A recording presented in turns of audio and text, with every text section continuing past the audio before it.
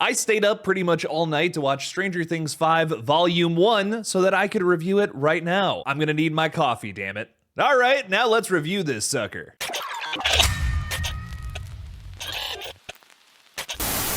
Happy Thanksgiving, everybody. My name is Killjoy Jake, and instead of having friends, I have horror movies and TV series. If you're digging Stranger Things as much as I am, then make sure to like this video and subscribe for more coverage of the sucker in the coming months. Also, the best way to support this page is by becoming a channel member or Patreon supporter, where you'll get bonus review videos each week, now including unedited trailer reactions over on Patreon specifically. I'll be talking about that more in a little channel update video here soon. Thank you all so much for your support. Now let's get into this review. Stranger Things 5 is definitely a different beast than its prior season, picking up 18 months after where we left the party. The military is still searching for Eleven, the kids are seeking revenge on Vecna for what he did to their friends, rest in peace Eddie, and the rest of Hawkins is starting to realize something terrible is going on just beneath their feet. The season starts off putting a very big focus on Will Byers, showing us what was going on with him in the Upside Down during the events of Season 1. Vecna was there the whole time, as he's kind of already revealed to us in Season 4, and starts putting his goo into his mouth. If I didn't make this clear in my last Stranger Things video, Vecna is definitely in the files. This season is putting a focus on Will Byers maybe more than the franchise ever has. We'll talk more about that a little later on though. We get reintroduced to most of our main players here. If it's the kids warding off a familiar bully who's picking on Dustin, showing how far they've come. They have fought monsters and suffered heavy losses within just the last couple of years. I'm sure that they can handle a few bullies, and we even see that later on when Dustin gets beat up by some of them trying to clean off Eddie's grave. That was one of the first times that tears started to come down my face a little bit. Joyce and Hopper train Eleven, who is more determined than ever to be her very best so she can stop Vecna. This may be a little repetitive of some previous arcs from Eleven, but like it makes sense, right? Vecna is probably still out there. We should train to be even better than ever. All of the previous seasons kind of take their time to build up to the danger. Season 5 kind of just throws you right into the middle of it, which I like. I'm really enjoying the fact that the Demogorgons are sort of our main villains for the majority of these 4 episodes. This is such a killer monster design. I'm shocked it hasn't been used in the series more. We specifically see one go after Holly Wheeler at the end of episode 1 and the beginning of episode 2. Holly is now played by Nell Fisher of Evil Dead Rise fame, and man is she excellent. Fisher is proving to be a major standout this season for reinventing a one-note character into someone I actually really care about. I knew this after watching Evil Dead Rise, but season 5 of Stranger Things just confirms it. Nell Fisher has a very bright future ahead of her. Episode 2, The Vanishing of Holly Wheeler, which is the name of the episode, as we got confirmed last night,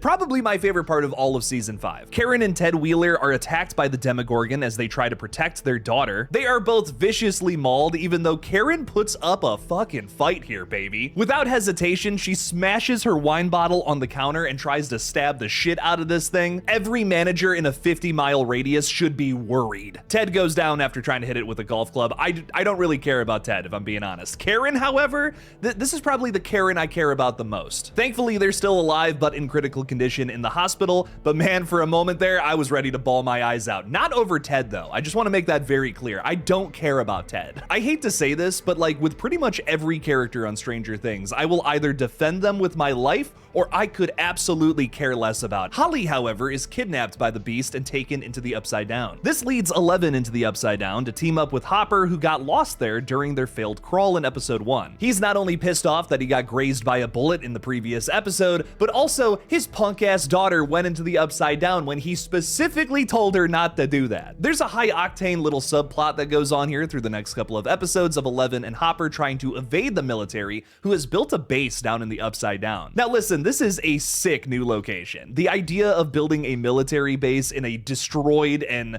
fucked up pocket dimension is awesome to me, but it does lend itself to some big plot holes. Wasn't a major focus in season 4 that everything in the Upside Down is one big hive mind, and that if you even touch one of the vines, Vecna will be alerted to that? Not only are the characters not even thinking about that anymore, where multiple of them are in the Upside Down by the time these 4 episodes end, but also, how did they build a military base in there without Vecna noticing? Maybe Henry loves the company of Linda Hamilton. Big Terminator fan, perhaps. It's a shame that he probably won't live to see the awesome sequel. The party learns through Will's goosebumps on his neck that Vecna is going after a bunch of kids in Holly's class. They figure out that Derek the dipshit is up next, and they checks notes, drugs his entire family. Now, in a lesser show, something as outrageous as this might not work. This comes off as almost satire, as almost like a spoof version of Stranger Things, but it works here as an ambitious swing because they put Priya Ferguson's Erica character in the spotlight during this sequence. Priya Ferguson's performance sells this major plot point that could have gone so astray and not worked and made the show a little too comical, but because of Priya Ferguson committing to the bit here, once again she saves a big portion of the season, just like how she did in season 3. It's probably the most unhinged moment from the character yet, where she says that you should have just eaten the pie, as she literally injects her frenemy with some drugs. Do not fuck with Erica Sinclair, man. Derek, of course, wakes up a little later on, and upon seeing the Demogorgon realizes he has not been kidnapped for nefarious purposes. What is the rest of the family gonna think when they wake up in the next couple of episodes, though? Even though Derek was seen bullying Holly earlier on, even this kid goes through a character arc, which once again, I have some issues with this season, but man, the writing is still very strong here. He starts off as a kid who on Halloween night would probably be smashing everyone's pumpkins like he's Billy Corgan, but as the season moves along, we actually see a genuine heroic uprising happen within him. Just like when Gandalf the Grey defeats Balrog at the Mines of Moria to transcend into Gandalf the White, so too does this character elevate. The real transformation in this season, however, comes with Will Byers. After Vecna appears and taunts Will, calling him nothing more than a failed experiment, he Vecnas the Demogorgons, realizing that he has more power than he ever knew. And let me tell you folks, the Demogorgons don't listen to no Kate Bush. He saves Lucas, Mike, and Robin right at the end here from Demogorgons in what is probably the most triumphant moment of this entire season thus far. Now, I know that Gandalf line a minute ago might have seemed really out of absolutely nowhere, but I promise I put it in the script for a reason. Gandalf defeats that insanely powerful beast to earn enough experience points to level up from a gray wizard to a white wizard. Will's beast here is accepting his own sexuality, and something that the show doesn't want to outright say for some reason, which kind of bums me out. Like, just say it. He's a character who's gay. That's totally fine. If you turn people away with it, fuck them. You don't like gay characters? That sucks, dude. There's a lot of gay people in real life who probably love the fact that there's a character like Will in this show, as well as Robin. I think my problem with it, though, is that it just feels so instantaneous. It doesn't feel as earned. I'm not saying that I wanted a scene with Will where he finally goes up to Mike and says, hey, you want to be my boyfriend? Because that's kind of defeating the point. It's not saying that, oh, Will needs to have a partner. It's to say that he's accepting his own sexuality, accepting who he is. I think my issue here is two things: the pacing of it, which again, if we're going back to the Gandalf thing, that happens across multiple movies and a lot of time. And two, I guess my other thing is I'm just not as invested in Will as a character as I am, let's say, Dustin or Max right now. In my opinion, Max has a way more interesting connection to Vecna than any of these characters, and I kind of wish she was the one who was like our focal character now, the most powerful one who has a way to take down Vecna, has the Vecna powers essentially. That kind of felt like what we were setting up in season 4 moving into season 5, and now Max is just kind of guiding Holly out of the Upside Down, or Camazotz as they call it. That is still a really cool little subplot. I can't wait to see where that goes in the next couple of episodes,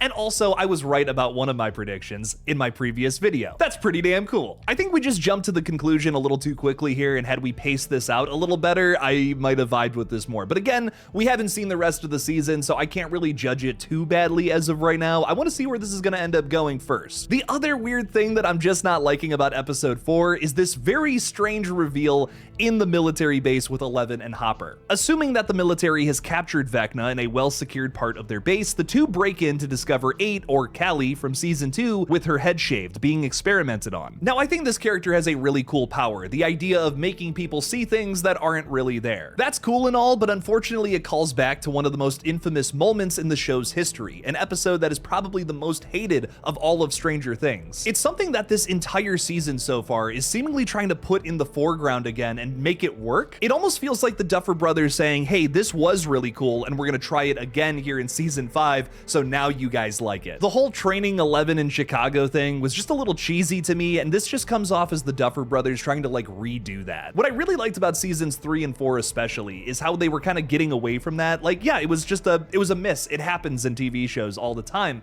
And then seasons 3 and seasons 4 got back to just telling some really cool fresh stories to push this whole thing forward. Now, I think my biggest problem with all of season 5 is it just feels like it's going back to a lot of those lost ideas that didn't work beforehand, and we're trying to strengthen them here. I haven't seen all of season 5, so I can't really judge it as of right now, but just the core concept of trying to do that is less interesting to me than just coming up with a new and cool finale for this whole story. story and how it should wrap up. I'm gonna hold my criticisms for now, but I do have some little weird things about this season that I'm not loving so far. We're gonna see the next 3 episodes on Christmas Day, December 25th, and then the finale on New Year's Eve, and I'm really excited to see it all. There's still a lot of promise in this show, even though I kind of ended this video with some criticisms. Those first 3 episodes I thought were pretty damn fantastic. I'm still really excited to see where it all goes next. How are you guys feeling about Stranger Things Season 5? Let me know down in the comments below. I will be covering the rest of these episodes as we get into December. Thank you all so much for watching. Please subscribe, and as always, don't forget to kill it out there, y'all.